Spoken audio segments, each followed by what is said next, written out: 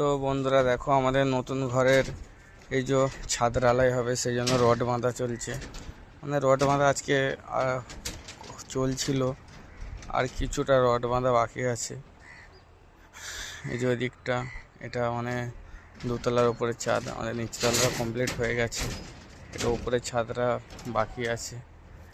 এই যে দিকগুলো রডটা, উপরের রডটা এখনো বাঁধতে বাকি আছে, আর ওদিকে রডগুলো বাঁধা এখন কমপ্লিট হয়ে গেছে। এই যে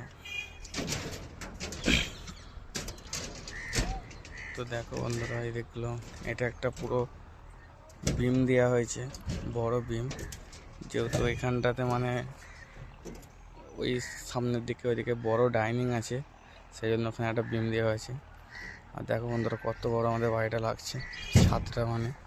আর এদিকে দেখো, এদিকে একটা রুম, ওদিকে একটা রুম, আর আমাদের আশেপাশের ভিউটা দেখো কেমন। তোমরা অবশ্যই কমেন্টে জানাবে কেমন লাগছে আমাদের আশেপাশের ভিউগুলো। এটাই হচ্ছে আমাদের গ্রাম।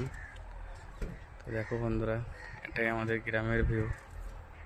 যেদিকে দেখো শুধু গাছ গাছ আর গাছ।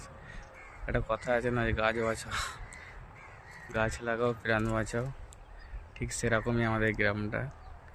এদিকে নারকেল গাছ, আম গাছ, আরও বিভিন্ন বিভিন্ন রকমের গাছ আছে। এর ভেতরেই সব বাড়িঘর ধর আছে। আর এই হচ্ছে আমাদের বাড়ি, এটা হচ্ছে দোতলা ফ্লোর। নিচের তলাটা আমাদের আগেই কমপ্লিট হয়েছিল, তো এটা আবার নতুন করে বানানো হচ্ছে, তো সেই জন্যই আর কি এটা। তো তোমরা জানাবে কেমন হয়েছে, ভালো না খারাপ। তো আর দুদিনের ভেতরেই আমাদের এই ঢালাই হবে, ছাদের ঢালাইটা।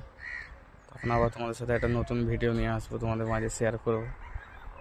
তো চলো, আজকের মতো এখানেই, টাটা।